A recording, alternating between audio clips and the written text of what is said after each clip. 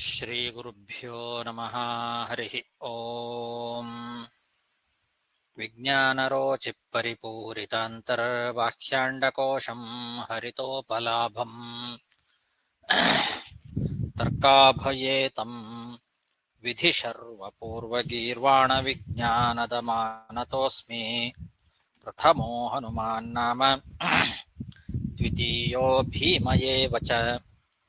ಪೂರ್ಣಪ್ರಜ್ಞಸ್ತೃತೀಯಸ್ತು ಭಗವತ್ಕಾರ್ಯಸಾಧಕಃ. ಬುದ್ಧಿರ್ಬಲಂ ಯಶೋಧೈರ್ಯಂ ನಿರ್ಭಯತ್ವಂ ಅರೋಗತಾ.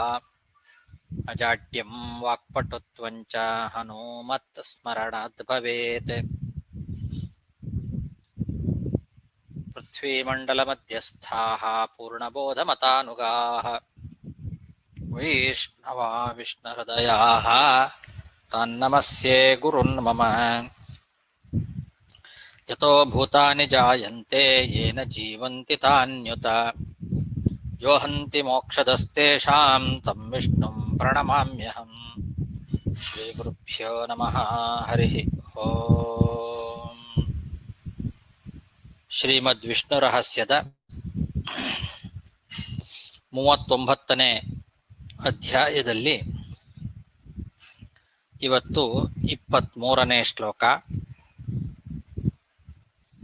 ಪೃಥಿವೀ ಲೋಕತೋಧಸ್ತಾತ್ ಯಾವದ್ ಬ್ರಹ್ಮಾಂಡ ಖರ್ಪರಂ ಪಂಚವಿಂಶತಿ ಕೋಟ್ಯಸ್ತು ಯೋಜನಾನಾಂ ಪ್ರಕೀರ್ತಿತಂ.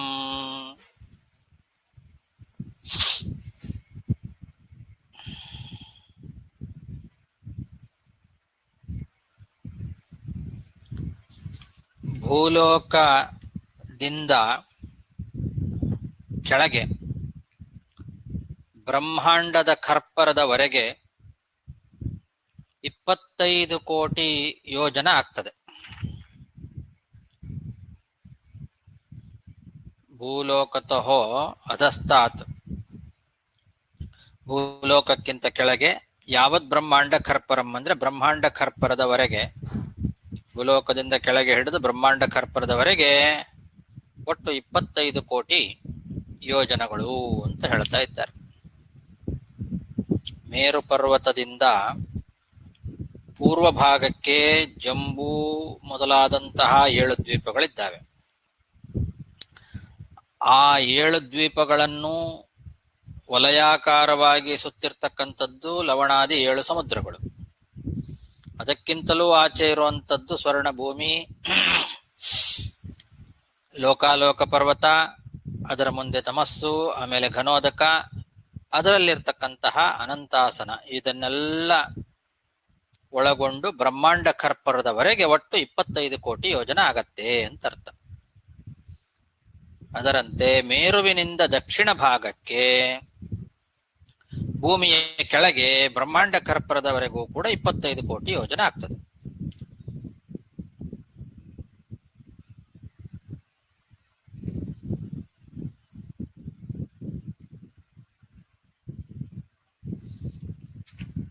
ಪೃಥಿವೀ ಲೋಕತೋಧಸ್ತಾತ್ ಯಾವತ್ ಬ್ರಹ್ಮಾಂಡ ಖರ್ಪರಂ ಪಂಚವಿಂಶತಿ ಕೋಟ್ಯಸ್ತು ಯೋಜನಾನಾಂ ಪ್ರಕೀರ್ತಿತಂ. ತತ್ ಪಂಚಾಶತ್ರಯಂ ತೋಯಂ ಪಂಚಾಶದ್ವಿತಯಂ ದಲಂ ತತ್ರ ಮಗ್ನಂ ಮೇರುಮೂಲಂ ಸಹಸ್ರಾಣಿ ತು ಷೋಡಶ.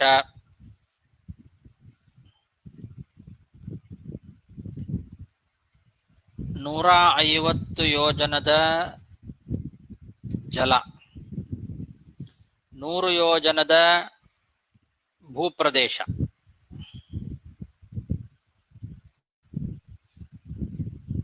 ಅಂತಹ ಭೂಮಿ.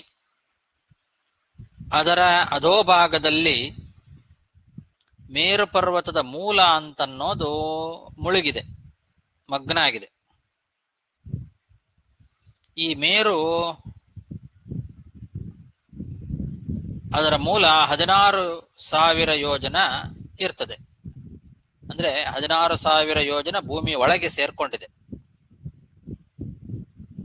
ಸಹಸ್ರಾಣಿತು ಷೋಡಶ ಅಂದ್ರೆ 16,000 ಯೋಜನ. 16,000 ಯೋಜನ ಮೇರು ಪರ್ವತ ಭೂಮಿಯ ಒಳಗೆ ಮಗ್ನ ಆಗಿದೆ. ಭೂಮಿಯ ಕೆಳಭಾಗದ 25 ಕೋಟಿ ಏನು ಹೇಳಿದ್ರಲ್ಲ, 25 ಕೋಟಿಯಲ್ಲಿ 1,00,000 ಯೋಜನ ಪರಿಮಿತವಾದಂತಹ ಪಾತಾಳ ಮೊದಲಾದಂತಹ 7 ಲೋಕಗಳು, ಅವುಗಳ ಸಂಧಿಯಲ್ಲಿ ಬರ್ತಕ್ಕಂತಹ ಭೂದಲ ಸೇರಿ ಉಳಿದದ್ದೆಲ್ಲ ಘನೋದಕ, ಜಲಮಯ.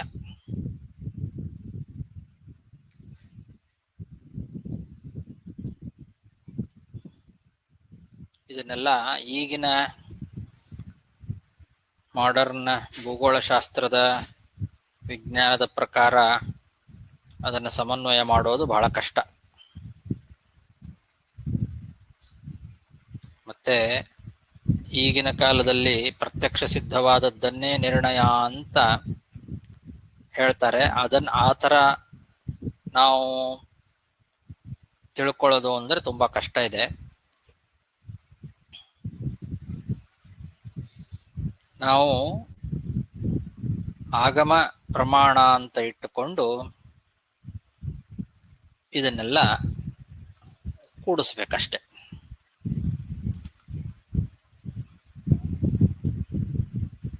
ಬ್ರಹ್ಮಾಂಡ ಖರ್ಪರದವರೆಗೆ ಏನೊಂದು 125 ಒಟ್ಟು 25 ಕೋಟಿ ಯೋಜನ ಇದೆ. ಅದರಲ್ಲಿ 1,00,000 ಯೋಜನ ಪರಿಮಿತವಾದದ್ದು ಪಾತಾಳಾದಿ 7 ಲೋಕಗಳು.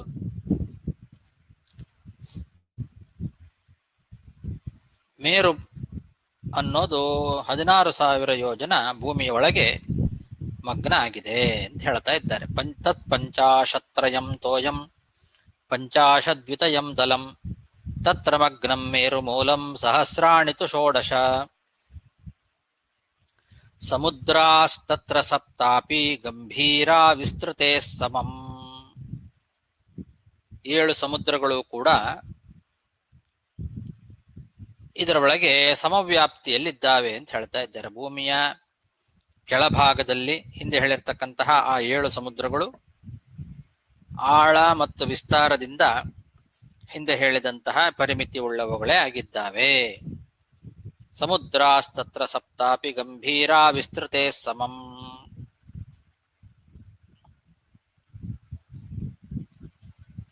ಕೋಟಿಯೋಜನ ಗಂಭೀರಂ ತತ್ರೈವ ಚ ಘನೋದಕಂ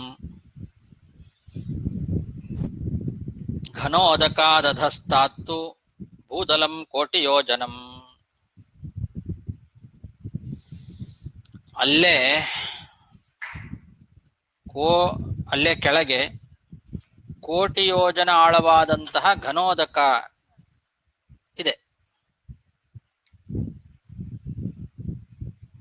ಅದರ ಕೆಳಭಾಗದಲ್ಲಿ, ಘನೋದಕದ ಕೆಳಭಾಗದಲ್ಲಿ ಕೋಟಿ ಯೋಜನ ದಪ್ಪವಾದಂತಹ ಭೂದಲ ಇದೆ.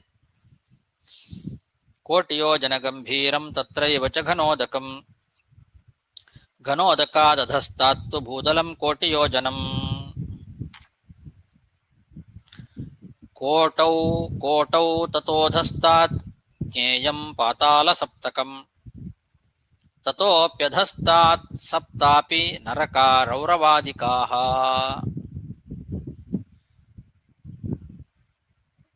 ಕೋಟಿ ಯೋಜನ ದಪ್ಪವಾದಂತಹ ಭೂದಲ ಇದೆ.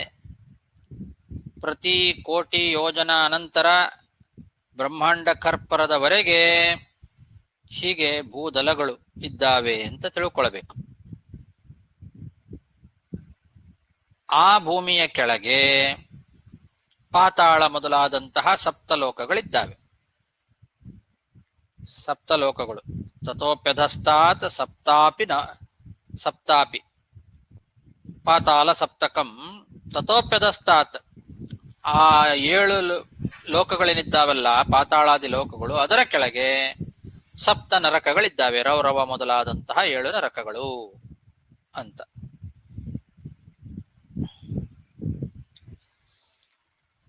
ಈ ಭೂಮಿಯ ಕೆಳಗೆ ಕೋಟಿ ಯೋಜನ ಘನೋದಕ ಏನಿದೆ, ಅದರ ಕೆಳಗೆ ಕೋಟಿ ಯೋಜನ ದಪ್ಪವಾದ ಭೂದಳ ಇದೆ. ಅದರ ಕೆಳಗೆ ಪಾತಾಳಾದಿ ಲೋಕಗಳು, ಅತಳ, ವಿತಳ, ಸುತಳ, ತಲಾತಳ, ಮಹಾತಳ, ರಸಾತಳ, ಪಾತಾಳ ಅಂತ ಹೀಗೆ ಒಟ್ಟು 7 ಲೋಕಗಳು. ಭೂಮಿಯ ಒಳಗೆ ಮೇರು ಪರ್ವತ 16,000 ಯೋಜನೆ ಇದೆ. 16,000 ಯೋಜನೆ ಒಳಗೆ, ಭೂಮಿಯ ಒಳಗೆ ಮಗ್ನ ಆಗಿದೆ ಅಂತ ಹೇಳಿದ್ರು. ಅದರ ಕೆಳಗೆ ಈ ಲೋಕಗಳಿದ್ದಾವೆ. ಒಂದೊಂದು ಲೋಕಗಳು ಕೂಡ 10,000 ಯೋಜನ ಗಂಭೀರವಾದ ಪ್ರದೇಶವನ್ನು ಆಕ್ರಮಿಸಿ ಪರಸ್ಪರವಾಗಿ ಒಂದೊಂದರ ಮಧ್ಯೆ 5,000 ಯೋಜನ ಭೂತಲ ಇದೆ ಅಂತ ವಿಜಯದಾಸರು ಸುಳಾದಿಯಲ್ಲಿ ಈ ವಿಷಯ ತಿಳಿಸ್ತಾರೆ. ಒಂದೊಂದು ಲೋಕಗಳ ಮಧ್ಯದಲ್ಲಿ 5,000 ಯೋಜನ ಭೂದಳ ಇದೆ ಅಂತ ಹೇಳ್ತಾರೆ. ಕೋಟೌ ಕೋಟೌ ತಥೋಧಸ್ತಾತ್ ಜ್ಞೇಯಂ ಪಾತಾಳ ಸಪ್ತಕಂ ತಥೋಪ್ಯಧಸ್ತಾತ್ ಸಪ್ತಾಪಿ ನರಕಾರೋರವಾದಿಕಾಃ ಲಕ್ಷದ್ವಾದಶಕಂ ತತ್ರ ಪ್ರತ್ಯೇಕಂ ನರಕಾಂತರಂ ಅಧಸ್ತಾತ್ ಸರ್ವತೋ ಭೂಮೇರ್ದಲಂ ಷೋಡಶಲಕ್ಷಕಂ ತಥೋಪ್ಯಧೋಪ್ಯತಿ ಗಂಭೀರೆ ಜಲೆ ಸಾಕ್ಷಾದ್ಧರಿ ಸ್ವಯಂ ಆಧಾರ ಶಕ್ತಿ ಸಂಯುಕ್ತೋ ನಾನಾ ರೂಪೈ ಪ್ರದೀಪ್ಯತಿ.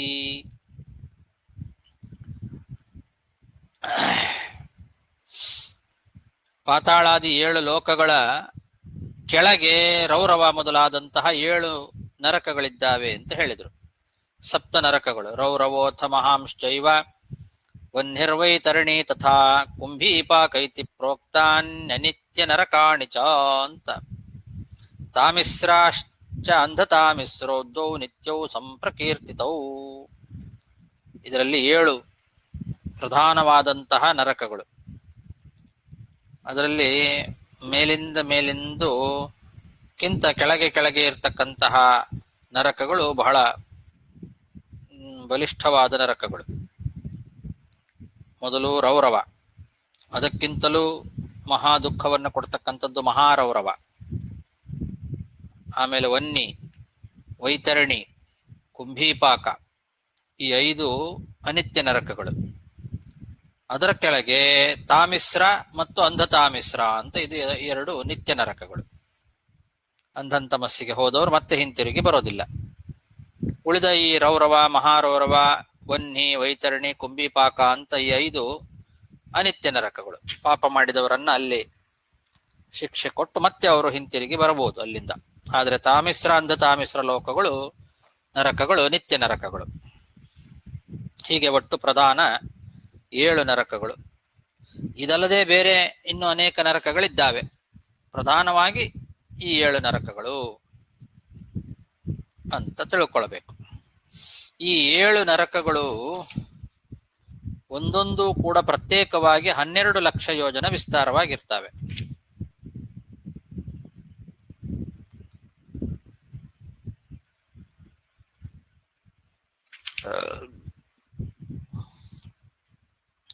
ಈ ನರಕಗಳ ಕೆಳಗೆ 16 ಲಕ್ಷ ಯೋಜನ ದಪ್ಪ ಭೂದಲ ಇದೆ. ಅದರ ಕೆಳಗೆ ಅತ್ಯಂತ ಗಂಭೀರವಾದಂತಹ ನೀರು.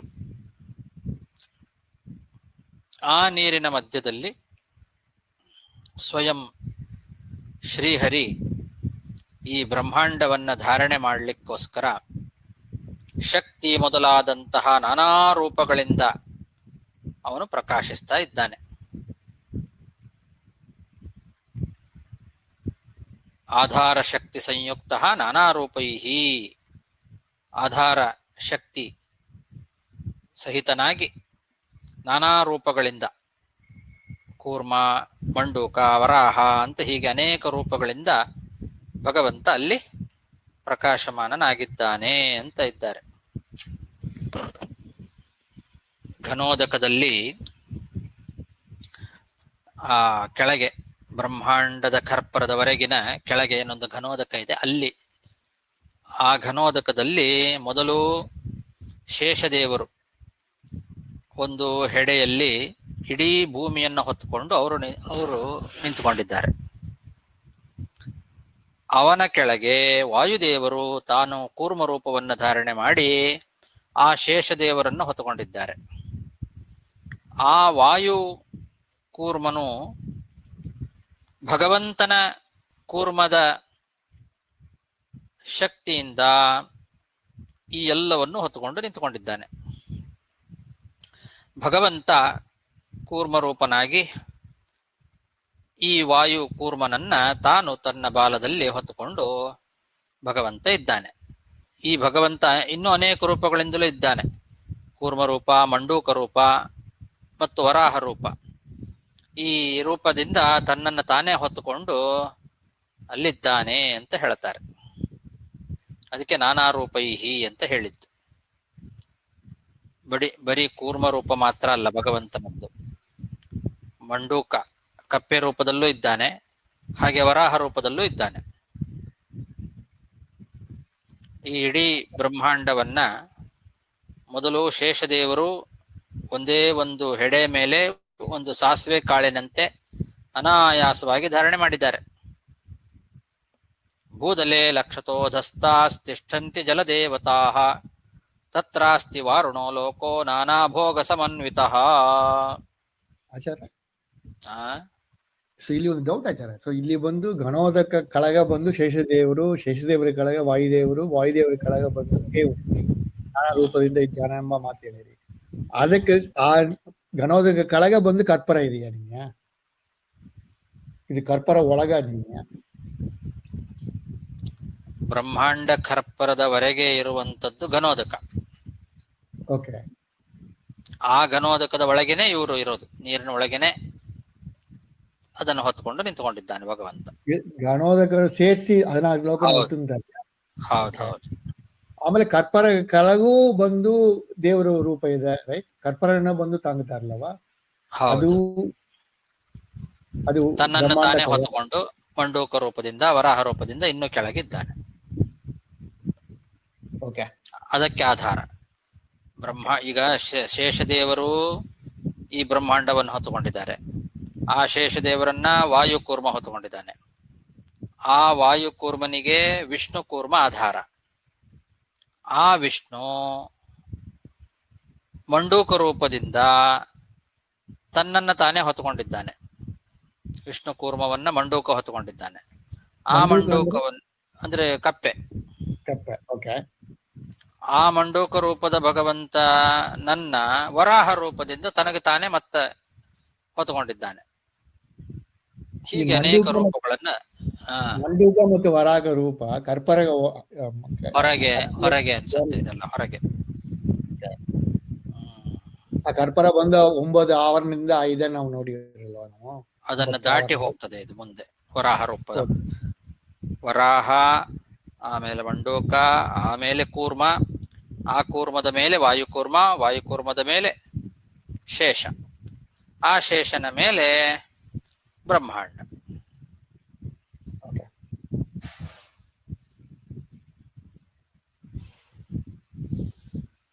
ಭೂತಲೆ ಲಕ್ಷತೋಧಸ್ತಾಸ್ತಿಷ್ಠಂತಿ ಜಲದೇವತಾ ತತ್ರಾಸ್ತಿ ವಾರುಣೋ ಲೋಕೋ ನಾನಾ ಭೋಗ ಸಮನ್ವಿತಃ.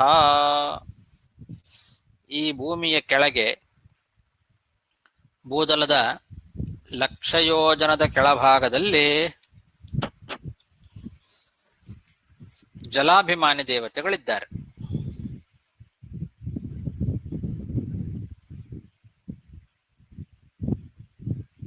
ಜಲಕ್ಕೆ ಸಾಧಾರಣವಾಗಿ ಎಲ್ಲಾ ತತ್ವಾಭಿಮಾನಿ ದೇವತೆಗಳು ನೀರಿನ ಅಭಿಮಾನಿ ದೇವತೆಗಳಾಗಿರ್ತಾರಂತೆ. ಅದಕ್ಕೆ ಅಪ ಅಂತ ಕರೀತಾರೆ. ಆಪಹ ಅಂತ ಬಹುವಚನ. ಅದು ಸಂಸ್ಕೃತದಲ್ಲಿ ಆಪಹ ಅಂತ ಬಹುವಚನ, ಕೇವಲ ಬಹುವಚನ ಮಾತ್ರ. ಅದಕ್ಕೆ ಏಕವಚನ ಇಲ್ಲ. ಅದಕ್ಕೆ ಯಾಕೆ ಅಂದ್ರೆ ಅದರಲ್ಲಿ ಆ ನೀರಿನಲ್ಲಿ ಸಮಸ್ತ ದೇವತೆಗಳ ಸನ್ನಿಧಾನ ಇರ್ತದೆ ಅನ್ನೋ ಕಾರಣದಿಂದ ಅದು ನಿತ್ಯ ಬಹುವಚನ ಶಬ್ದ. ವರುಣಲೋಕ ಅಂತಿದೆ. ಆ ವರುಣಲೋಕದಲ್ಲಿ ಎಲ್ಲಾ ತೀರ್ಥಾಭಿಮಾನಿ ದೇವತೆಗಳು ಕೂಡ ಇರ್ತಾರೆ. ಹೀಗೆ ತತ್ರಾಸ್ತಿ ವಾರುಣೋ ಲೋಕೋ ನಾನಾ ಭೋಗ ಸಮನ್ವಿತಃ ಸುವರ್ಣ ನಲಿನಿ ಪ್ರಾಯ ಪೂರ್ಣ ಪ್ರಾಯೋಂಬ ನಿರ್ಜರೈಹಿ. ಅದು ವಿಚಿತ್ರವಾಗಿರ್ತಕ್ಕಂತಹ ಭೋಗಯುಕ್ತವಾದ ಒಂದು ವರ್ಣಲೋಕ. ಅಲ್ಲಿ ಎಲ್ಲಾ ಜಲಾಭಿಮಾನಿ ದೇವತೆಗಳು ಕೂಡ ಇರ್ತಾರೆ. ಅದು ಬಂಗಾರದ ಪದ್ಮದಂತೆ ಆಕಾರವುಳ್ಳದ್ದು, ನೀರಿನ ಪ್ರವಾಹಗಳಿಂದ ಪೂರ್ಣವಾಗಿರ್ತದೆ. ಸುವರ್ಣ ನಲಿನಿ ಪ್ರಾಯ ಅಂದ್ರೆ ಬಂಗಾರದ ಪದ್ಮದಂತೆ ಆಕಾರ. ಅಂತಹ ಒಂದು ಲೋಕ ವರ್ಣಲೋಕ. ಅದು ಬಹಳ ನಾನಾ ಭೋಗಗಳಿಂದ ಕೂಡಿರ್ತಕ್ಕಂತಹ ಲೋಕ. ಅಲ್ಲಿ ಸಮಸ್ತ ದೇವತಾ ಸನ್ನಿಧಾನ ಇರ್ತದೆ. ಭೂದಲೆ ಲಕ್ಷತೋದಸ್ತಾಸ್ತಿಷ್ಠಂತಿ ಜಲದೇವತಾಃ ತತ್ರಾಸ್ತಿ ವಾರುಣೋ ಲೋಕೋ ನಾನಾ ಭೋಗ ಸಮನ್ವಿತಃ ಸುವರ್ಣ ನಲಿನಿ ಪ್ರಾಯಃ ಪೂರ್ಣ ಪ್ರಾಯೋಂಬು ನಿರ್ಝರೈಃ ಭೂಲೋಕಾದೂರ್ಧ್ವತೋ ಮೇರುಃ ಛತ್ರಾಕಾರಃ ಸುರಾಲಯಃ ಚತುರಾಶೀತಿ ಸಾಹಸ್ರೋ ನಾನೋದ್ಯಾನ ವಿರಾಜಿತಃ. ಭೂಲೋಕಕ್ಕಿಂತ ಮೇಲೆ ದೇವತೆಗಳ ಆಲಯಗಳಿದ್ದಾವೆ. ಅದು ಛತ್ರಾಕಾರವಾಗಿದೆ. ಛತ್ರಿಯ ಆಕಾರದಲ್ಲಿ ಭೂಲೋಕಕ್ಕಿಂತಲೂ ಕೂಡ ಮೇಲೆ 84,000 ಯೋಜನ ಎತ್ತರ ಮೇರು ಪರ್ವತ ಇದೆ. ಅದು ಛತ್ರಿಯಂತೆ ಆಕಾರವುಳ್ಳದ್ದು. ಅದರ ಮೇಲೆ ನಾನಾ ಉದ್ಯಾನಗಳಿಂದ ವಿರಾಜಮಾನವಾಗಿರ್ತಕ್ಕಂತಹ ದೇವತೆಗಳ ಮನೆಗಳಿದ್ದಾವೆ.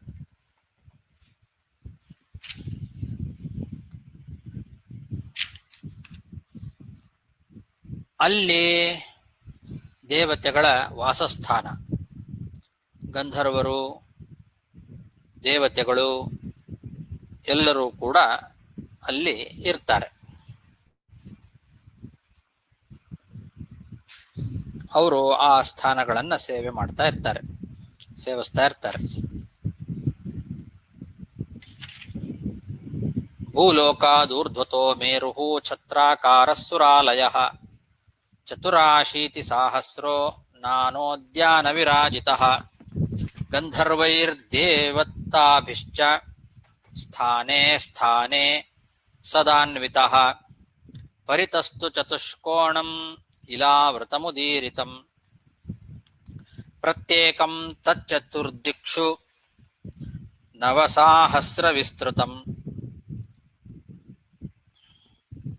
ಮಾಲ್ಯವಾನ್ ಪಶ್ಚಿಮೇ ತತ್ರ ಪೂರ್ವತೋ ಗಂಧಮಾದನಃ ಕೇತುಮಾಲಂ ಚ ಭದ್ರಾಶ್ವಂ ಕ್ರಮಾತ್ ಖಂಡೇ ತಯೋಪರೇ ಏಕತ್ರಿಂಶತ್ಸಹಸ್ರಾಣಿ ಪ್ರತ್ಯೇಕಂ ದೀರ್ಘತಾ ತಯೋಃ ಚತುಸ್ತ್ರಿಂಶತ್ಸಹಸ್ರಾಣಿ ವಿಸ್ತಾರೋಪಿ ತಯೋಃ ಸ್ಮೃತಃ. ಈ ಮೇರು ಪರ್ವತದ ಕೆಳಭಾಗ ಏನಿದೆ ಬುಡ, ಅದರ ಸುತ್ತಲೂ ಚತುಷ್ಕೋಣಾಕಾರದ ಭೂಖಂಡ ಇದೆ ಅಂತೆ. ಸ್ಕ್ವೈರ್ ಭೂಖಂಡ, ಚತುಷ್ಕೋಣಾಕಾರ.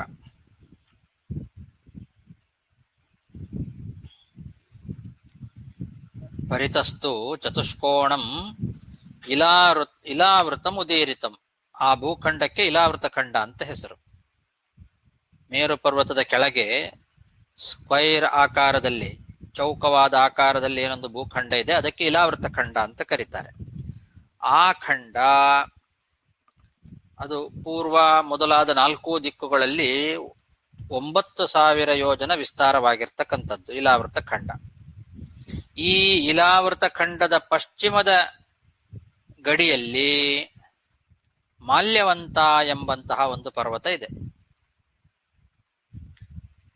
ಇದೇ ಇಲಾವೃತ ಖಂಡದ ಪೂರ್ವದ ಗಡಿಯಾಗಿ ಗಂಧಮಾದನ ಪರ್ವತ ಇದೆ. ಅಂದ್ರೆ ಪೂರ್ವಕ್ಕೆ ಗಂಧಮಾದನ ಪರ್ವತ, ಪಶ್ಚಿಮಕ್ಕೆ ಮಾಲ್ಯವಂತ ಎಂಬಂತಹ ಪರ್ವತ. ಈ 2 ಗಡಿಗಳ ಆಚೆಗೆ ಪಶ್ಚಿಮದಲ್ಲಿ ಕೇತುಮಾಲ ಎಂಬಂತಹ ಒಂದು ಖಂಡ, ಪೂರ್ವದಲ್ಲಿ ಭದ್ರಾಶ್ವ ಎಂಬಂತಹ ಖಂಡ.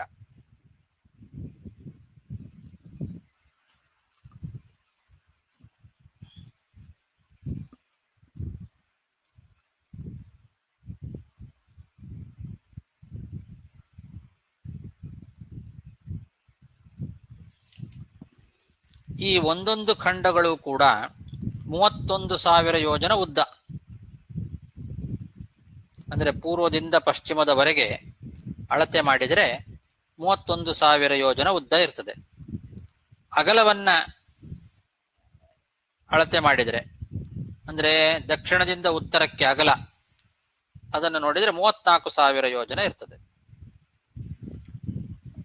ಪೂರ್ವದಿಂದ ಪಶ್ಚಿಮಕ್ಕೆ ಉದ್ದ ಅದು 31,000 ಯೋಜನ, ದಕ್ಷಿಣದಿಂದ ಉತ್ತರಕ್ಕೆ ಅಗಲ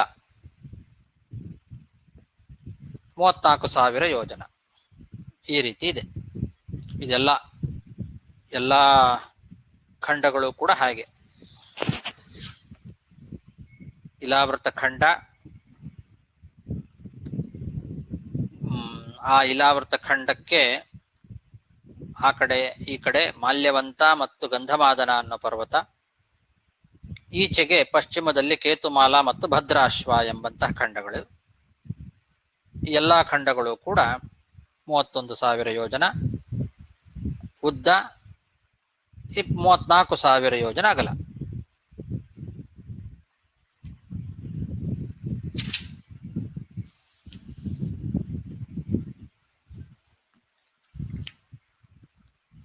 ನಿಷಧೋ ಹೇಮಕೂಟಶ್ಚ ಹಿಮಾಲಯೈತಿ ತ್ರಯಃ ಹರಿವರ್ಷಂ ಕಿಂ ಪುರುಷಂ ಭಾರತಂ ಚೇತಿ ದಕ್ಷಿಣೆ ಕ್ರಮಾತ್ ಖಂಡತ್ರಯಂ ಪ್ರೋಕ್ತಂ ಯಾವಲ್ಲವಣವಾರಿಧಿಃ ನೀಲಶ್ವೇತಶ್ಚ ಶೃಂಗೀ ಚ ಉತ್ತರೇ ವಧಿ ಪರ್ವತಾಃ ರಮ್ಯಂ ಹಿರಣ್ಮಯಂ ಚೈವ ಕುರು ವರ್ಷಮಿತಿ ತ್ರಯಂ ಖಂಡಾನಾಂ ಯಾವದಾಂಬೋಧಿ ವಿಸ್ತೃತಾನಿ ಮಹರ್ಷಯಃ.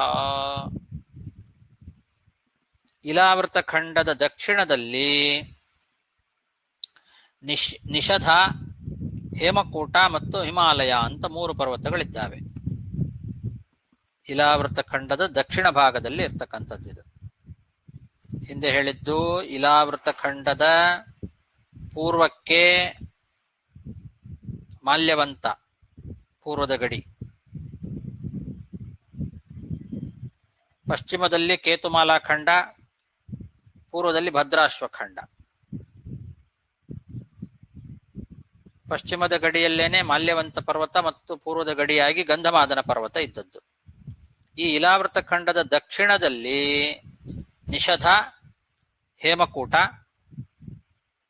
ಮತ್ತು ಹಿಮಾಲಯ ಅಂತ ಇದು ದಕ್ಷಿಣ ಭಾಗದಲ್ಲಿದೆ. ಇಲಾವೃತ ಖಂಡದ ದಕ್ಷಿಣ ಭಾಗದಲ್ಲಿ ಈ 3 ಪರ್ವತಗಳಿದ್ದಾವೆ. ಈ 3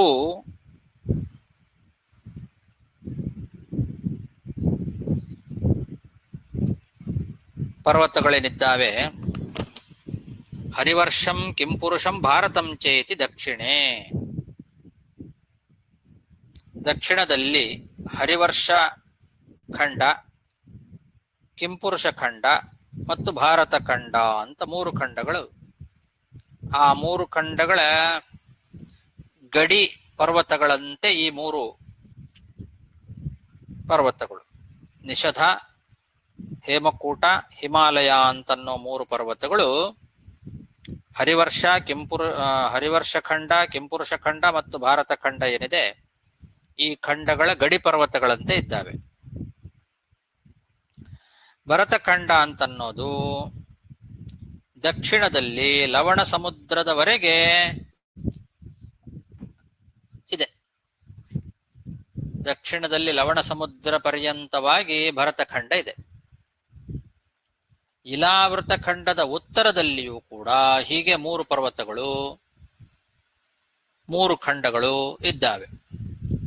ಹಾಗೆ ಇಲಾವೃತ ಖಂಡದ ಉತ್ತರದಲ್ಲಿ ಲವಣ ಸಮುದ್ರದವರೆಗೆ ಇದೆ. ಈ ಜಂಬೂ ದ್ವೀಪ ಅಂತನ್ನೋದು ಲವಣ ಸಮುದ್ರದಿಂದಲೇ ಸುತ್ತುವರಿಯಲ್ಪಟ್ಟಂಥದ್ದು. ಈ ದ್ವೀಪದ ಎಲ್ಲಾ ದಿಕ್ಕುಗಳಲ್ಲಿ ಲವಣ ಸಮುದ್ರವೇ ಇರೋದು.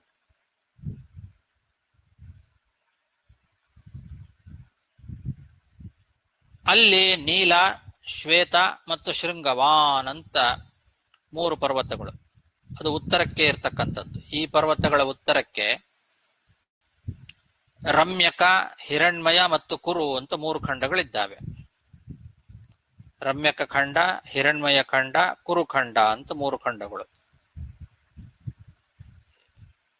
ಲವಣ ಸಮುದ್ರದಿಂದ ಸುತ್ತುವರಿಯಲ್ಪಟ್ಟಂತಹ ಈ ದ್ವೀಪಗಳೇನಿದ್ದಾವೆ ಅದರ ಎಲ್ಲಾ ದಿಕ್ಕುಗಳಲ್ಲೂ ಇದು ಲವಣ ಸಮುದ್ರ ಇದೆ.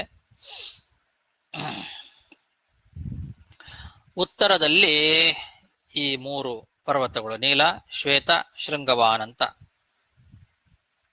ಅದರ ಉತ್ತರಕ್ಕೆ ರಮ್ಯಕ, ಹಿರಣ್ಮಯ ಮತ್ತು ಕುರು ಅನ್ನೋ 3 ಖಂಡಗಳು.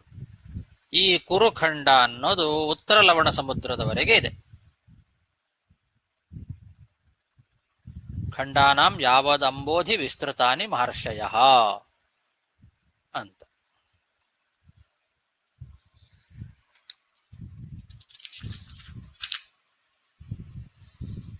ಅಲ್ಲಿಗೆ 38 ಶ್ಲೋಕ ಆಯ್ತು, ಸಾಕು. ಶ್ರೀಕೃಷ್ಣಾರ್ಪಣಮಸ್ತು. ನಮಸ್ಕಾರ ಆಚಾರ್ಯ. ನಮಸ್ಕಾರ ಆಚಾರ್ಯ.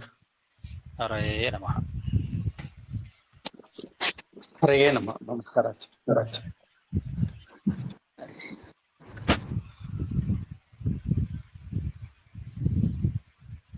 ಹರೇ ನಮಃ ಆಚಾರ್ಯ.